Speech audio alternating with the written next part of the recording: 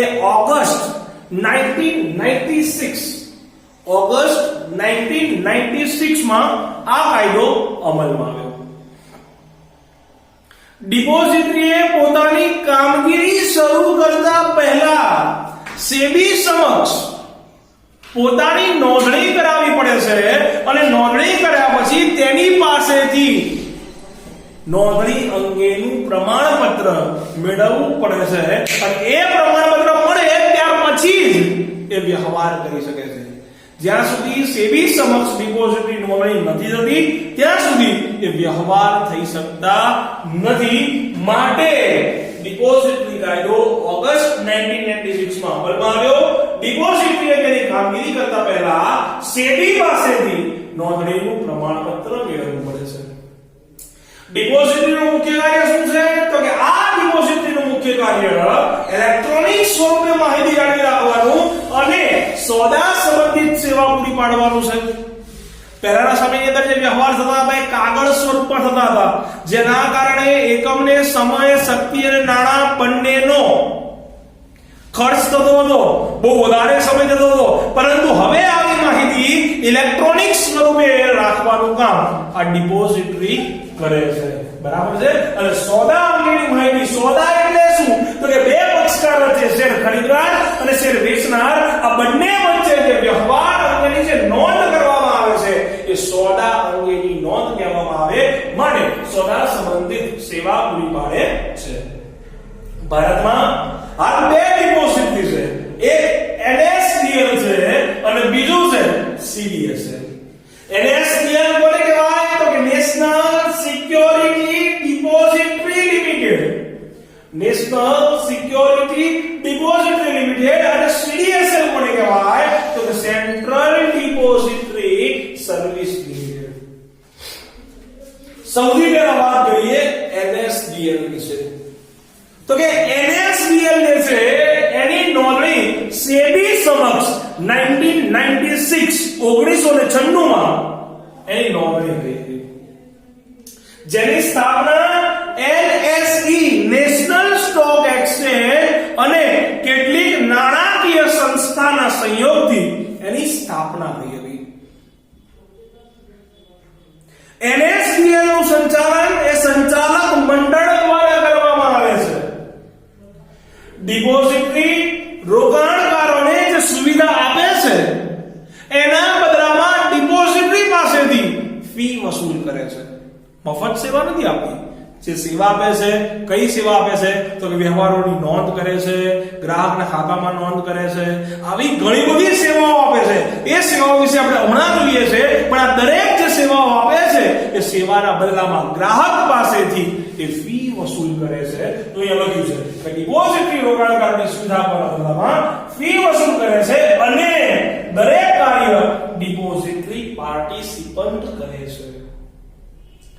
આવી બીજી ઘણી માહિતી ઓનલાઈન દ્વારા પૂરી પાડે છે, જેવી કે સોદાની પતાવટ, હકના શેર, બોનસ શેર ગ્રાહકના ખાતામાં જમા કરવા અને ગ્રાહકનું ખાતું સ્થગિત કરવું, બંધ કરવું, આવા વ્યવહાર છે એ NSDL દ્વારા કરવામાં, ડિપોઝિટરી પાર્ટિસિપન્ટ દ્વારા કરવામાં આવે છે.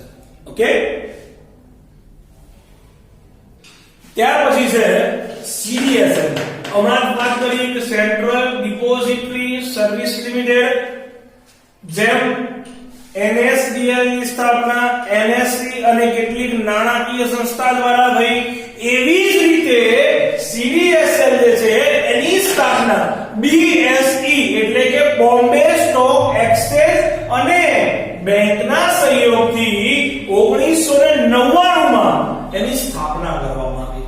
ક્યારે કરવામાં આવી સ્થાપના એની? 1999 માં તેની સ્થાપના કરવામાં આવી, જેનો મુખ્ય ઉદ્દેશ રોકાણકારોને સુવિધા અને સલામતી આપવાનો હતો. જેનો મુખ્ય ઉદ્દેશ રોકાણકારોને સુવિધા અને સલામતી આપવાનો હતો. કઈ સુવિધા અને કયા ઉદ્દેશો એમના આગળ જોઈએ કે આ સમગ્ર ભારતમાં ઓનલાઈન ડિપોઝિટરી સેવા પૂરી પાડે છે. એટલે કે કોઈ પણ રોકાણકાર ઘરે બેઠા તે શેર બજાર અંગેના વ્યવહાર કરી શકે,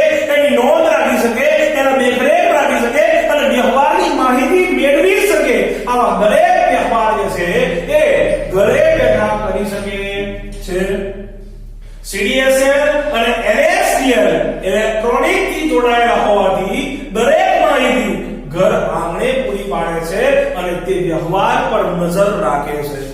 હમણાં જ કીધું કે વ્યવહારોની સલામતી અને સુવિધા જે આપવામાં આવે છે એમાં રોકાણકાર ઘરે બેઠા આવા વ્યવહારો પર નજર રાખે છે, દેખરેખ રાખે છે અને એ વ્યવહારો પર પોતે ઘરે બેઠા બેઠા વ્યવહાર પણ કરી શકે છે.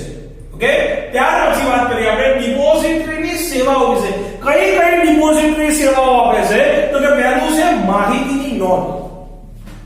તો કે જે પણ પ્રકારની માહિતી હોય, જે વ્યવહાર થયો હોય એ વ્યવહારો અંગેની નોંધ આ ડિપોઝિટરી રાખે છે અને ભવિષ્યમાં જ્યારે રોકાણકારને તે અંગેની માહિતી જોઈતી હોય તો તે અંગેની જે માહિતી છે એ રોકાણકારને જરૂર પડે ત્યારે પૂરી પાડી આપે છે અને આવી માહિતી સલામતી દ્વારા રાખવામાં આવે છે અને સલામત રાખવામાં આવે છે. બીજું છે રોકાણકાર અને પતાવટ વચ્ચે કડી. તો કે ડિપોઝિટરી જે છે એ રોકાણકાર અને પતાવટ વચ્ચે મધ્યસ્થી તરીકેનું કામ કરે છે. ત્રીજો પોઈન્ટ છે ગ્રાહકના ખાતામાં નોંધ કરી આપે છે.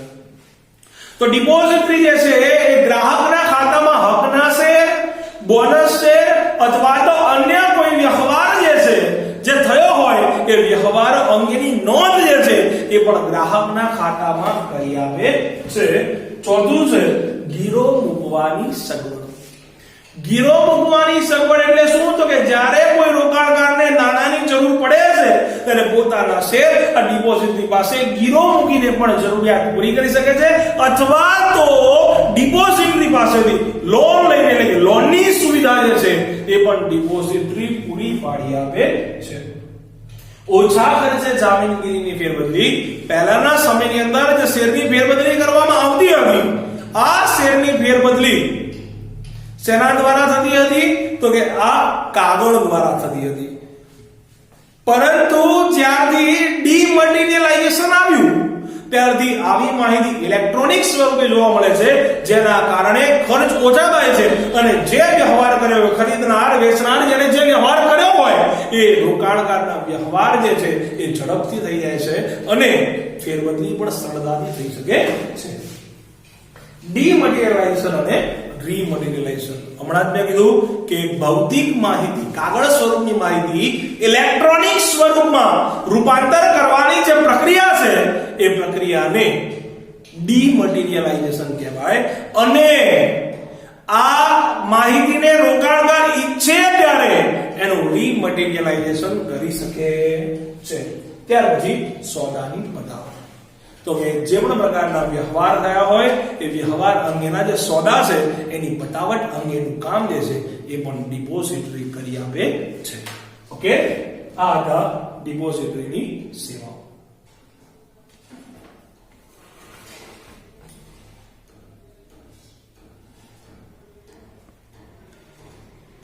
ઓકે, નેક્સ્ટ ક્વેશ્ચન છે જામીનગીરીની ખરીદ વેચાણની પ્રક્રિયા.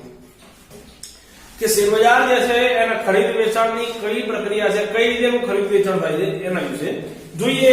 એને પહેલા તો કે પહેલાના સમયની અંદર શેરનું જે ખરીદ વેચાણ છે એ જે જગ્યાએ શેરનું મથક હોય એ જગ્યા ઉપર બધા ભેગા થાય, શેર દલાલો બુઆઉં ચીસ કરે અને એવી રીતે શેરનું ખરીદ વેચાણ થતું હતું.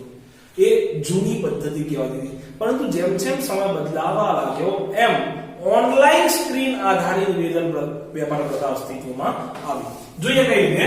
તો કે જૂની પદ્ધતિને સ્થાને ઓનલાઈન સ્ક્રીન આધારિત ઇલેક્ટ્રોનિક વેપાર પ્રથા અસ્તિત્વમાં આવી. NSE અને OTC. NSE એટલે નેશનલ સ્ટોક એક્સચેન્જ અને OTC એટલે ઓવર ધ કાઉન્ટર. તો પહેલેથી શરૂઆતથી જ સ્ક્રીન આધારિત ઓનલાઈન વેપાર પ્રથા અપનાવી હતી. BSE અને NSE, BSE Bombay stock exchange અને NSE નેશનલ સ્ટોક એક્સચેન્જ સંપૂર્ણ સ્વયં સંચાલિત સ્ક્રીન આધારિત વેપાર પ્રથા દાખલ કરી. તેથી NSE અને BSE ને સ્ક્રીન આધારિત વેપાર પ્રથા તરીકે ઓળખવામાં આવે છે. ઇન્ટરનેટના માધ્યમથી રોકાણકારો સરળતાથી ખરીદ વેચાણની પ્રક્રિયા કરે છે.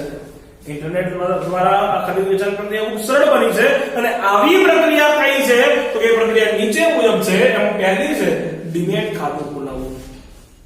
મેં હમણાં જ વાત કરી હતી કે ડીમેટ ખાતું કોને કહેવાય તો કે કોઈ પણ વ્યક્તિએ શેર બજાર અંગેનો વ્યવહાર કરવો હોય તો એને બેંક રાષ્ટ્રીયકૃત બેંકમાં પોતાનું ખાતું ખોલાવવું પડે છે, જે ખાતાને ડીમેટ ખાતું કહેવામાં આવે છે અને એ ખાતું ખોલાયા પછી એ વ્યવહાર થઈ શકે છે. માટે પેલું ડીમેટ ખાતું ખોલાવવું, ત્યાર પછી ઓર્ડર ખરીદ વેચાણ. જે પણ પ્રકારની ચીજ વસ્તુનો જે ઓર્ડર છે એ ઓર્ડર ખરીદ વેચાણનો આપવામાં આવે છે.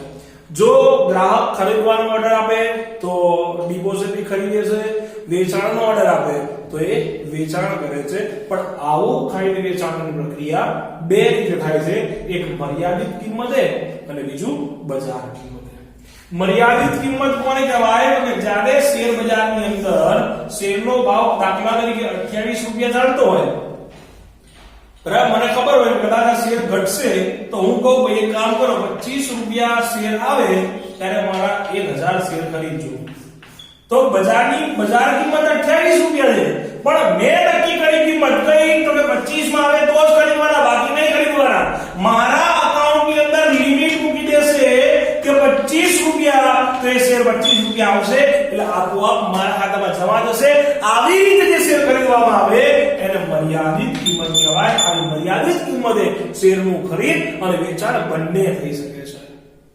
બીજું છે બજાર કિંમત. તો કે બજાર કિંમત કોને કહેવાય તો કે જે કિંમત ખરીદતી વખતે ચાલતી હોય એ જ કિંમતે શેરનું ખરીદી કે વેચાણ કરવામાં આવે તો એને બજાર કિંમત કહેવામાં આવે છે. આવી રીતે એનું ખરીદ વેચાણ કરવામાં આવે છે. ત્રીજું છે ઓર્ડરનો અમલ. તો કે જે પણ ગ્રાહક છે એને જે પ્રકારનો ખરીદી કરવાનો ઓર્ડર આપ્યો છે તો ખરીદશે અને વેચાણનો ઓર્ડર આપ્યો છે તો વેચાણ કરશે. તો કે જે પણ પ્રકારનો ઓર્ડર આપ્યો હશે એ ઓર્ડરનો અમલ કરવામાં આવશે. ત્યાર પછી છે કરાર. કરાર નોંધ કોને કહેવાય તો કે વ્યવહાર અંગેની જે નોંધ કરવામાં આવે છે એ વ્યવહાર અંગેની નોંધને કરાર નોંધ કહેવામાં આવે છે.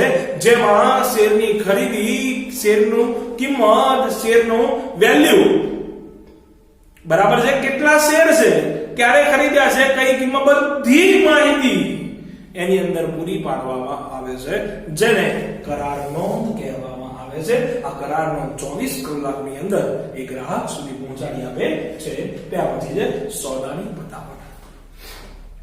તો કે સોદાની પટાવટ કરે કોણ તો કે સોદાની પટાવટમાં જો BSE હોય, બોમ્બે સ્ટોક એક્સચેન્જ હોય તો એની પટાવટ ગૃહ દ્વારા, ક્લિયરિંગ હાઉસ દ્વારા એની પટાવટ કરવામાં આવે છે. અને જો NSE હોય, નેશનલ સ્ટોક એક્સચેંજ હોય તો NSCCL, national security clearing corporation limited દ્વારા એનું ક્લિયરિંગ કરવામાં આવે છે. આવી રીતે સોદાની પટાવટ થાય. ત્યાર પછી રકમની ચૂકવણી. તો કે રકમની ચૂકવણી જે છે એ પે ઇન દિવસે કરવામાં આવે. તો કે જ્યારે શેર ખરીદ્યા કે વેચ્યા હોય તો એ શેર મધ્યસ્થી દ્વારા જ્યાં સુધી શેર બજારને પૂરા ન પાડવામાં આવે ત્યારે એની જે રોકડ છે એ પે ઇન ના દિવસ પહેલા ચૂકવવી પડે. અને પે આઉટ કોને કહેવાય તો કે જ્યારે શેર ખરીદનાર સુધી શેર ન પહોંચે ત્યારે એના નાણાં જે છે એના પહેલા ચૂકવવામાં આવે. એને પે આઉટ દિવસ પહેલા નાણાં ચૂકવ્યા તેમ કહેવાય. તો ફરી એકવાર પે ઇન કોને કહેવાય તો કે જ્યારે વેચેલા શેર જે છે એ મધ્યસ્થી દ્વારા શેર બજારને પૂરા પાડવામાં આવે તે દિવસ એટલે પે ઇન દિવસ. શેર વેચનાર શેર બજારને પૂરા પાડે અને શેર બજાર શેર ખરીદનારને શેર પૂરા પાડે તે દિવસ એટલે પે આઉટ દિવસ કહેવામાં આવે છે. આવી રીતે રકમની પે ઇન અને પે આઉટ દિવસે એ રકમની ચૂકવણી કરવામાં આવે છે. ત્યાર પછી સોદાની પટાવટની ગ્રાહકને જાણ. તો કે જે પણ પ્રકારનો વ્યવહાર દિવસ રીતે થયો હોય એ વ્યવહારની જાણ જે છે એ ગ્રાહકને કરવામાં આવે છે, જેને સોદાની પટાવટની ગ્રાહકની જાણ કહેવામાં આવે છે. Okay, ready? તો આ જામીનગીરીની ખરીદ વેચાણની પ્રક્રિયા, બરાબર છે.